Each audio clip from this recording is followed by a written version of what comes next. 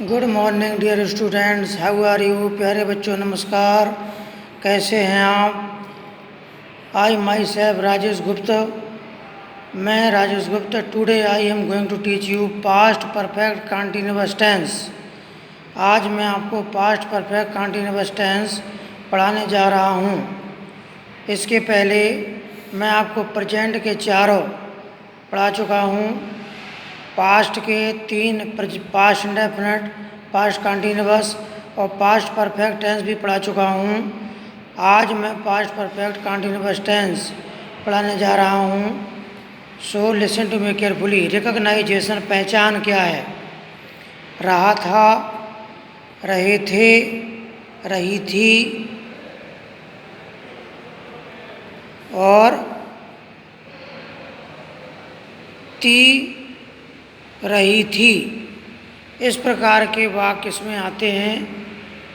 कार्य के जारी रहने का समय दिया रहता है तथा समय से दिया रहता है। कार्य भूतकाल में एक निश्चित समय से प्रारंभ होकर जारी था, ऐसा उसमें दिया रहता है। बच्चों, निश्चित समय के लिए सिंस का प्रयोग करते हैं और अनिश्चित समय के लिए फॉर का प्रयोग करते हैं। एग्जाम्पल देखिए, तुम सुबह से आराम कर रहे थे। रोगी कल से दवा खा रहा था। वह 2 घंटे से फुटबॉल खेलता रहा था। धोबी कई घंटों से कपड़े धो रहा था। इस प्रकार के translation past perfect continuous tense में आते हैं, जिसमें समय दिया रहता है, निश्चित और अनिश्चित, तथा से दिया रहता है। हेल्पिंग वर्ब है हैड बीन। सभी सब्जेक्ट के साथ में हैड बीन का प्रयोग करते हैं और मेन वर्ब में verb first form plus ING का प्रयोग करते हैं। अब नंबर 1, अफर्मेटिव सेंटेंसेज यानी स्वीकारात्मक वाक्य। पास्ट परफेक्ट कंटिन्यूअस टेंस के स्वीकारात्मक वाक्य बनाने के लिए सभी सब्जेक्ट के साथ हैड बीन का प्रयोग करके वर्ब फर्स्ट फॉर्म में आईएनजी का प्रयोग करते हैं। निश्चित समय के लिए सिंस तथा अनिश्चित समय के लिए फॉर का प्रयोग करते हैं। रूल देखिए, subject plus had plus been plus verb first form में ING plus object plus since oblique for plus time. Example देखिए, मैं आपकी 10 दिनों से प्रतीक्षा कर रहा था। तो 10 दिनों से अनिश्चित समय दिया हुआ है और से लगा हुआ है और रहा था लगा हुआ है।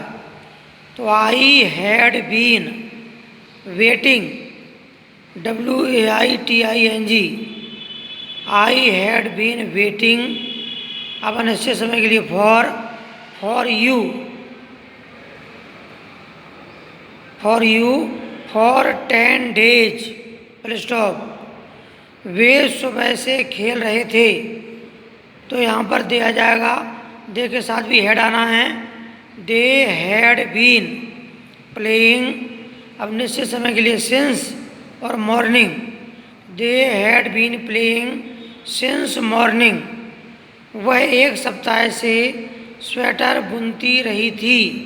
इसका मतलब है वह 1 सप्ताह से स्वेटर बुन रही थी।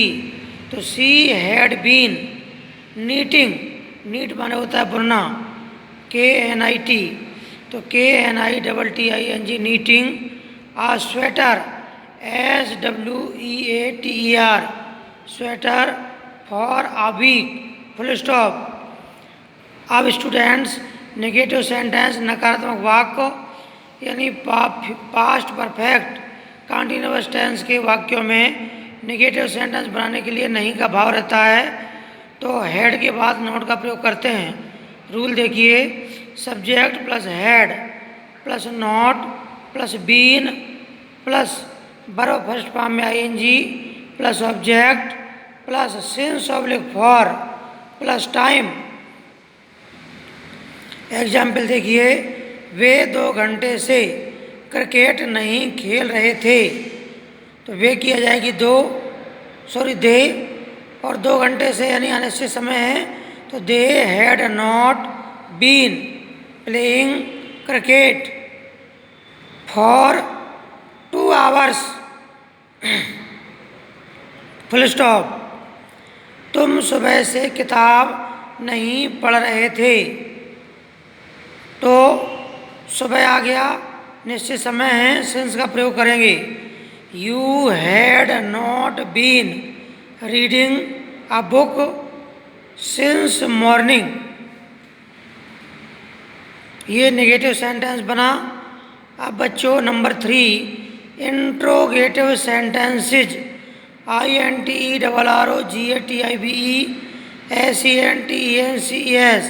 इंट्रोगेटिव सेंटेंसेज प्रश्नवाचक वाक्य। प्रश्नवाचक वाक्य किस प्रकार से आएंगे?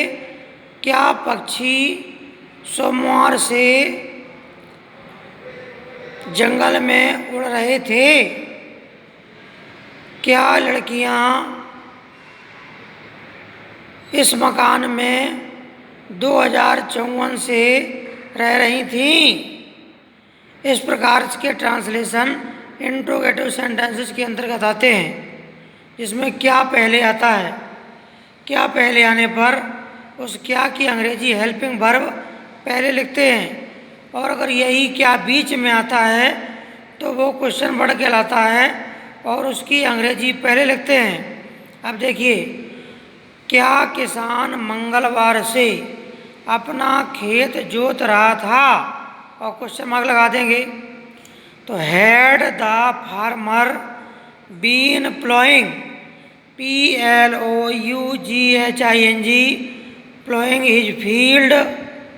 अब मंगलवार से समय निश्चित है बच्चों, तो since Tuesday TUESDAY question mark.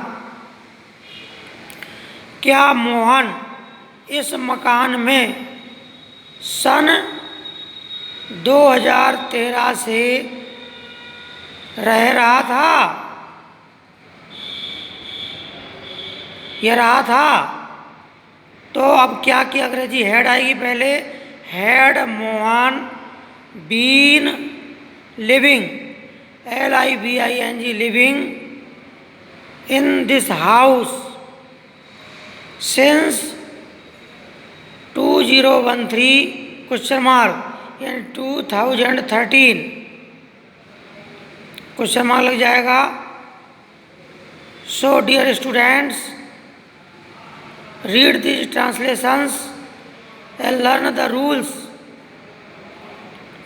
and write these rules and translations in your school copy. Thank you.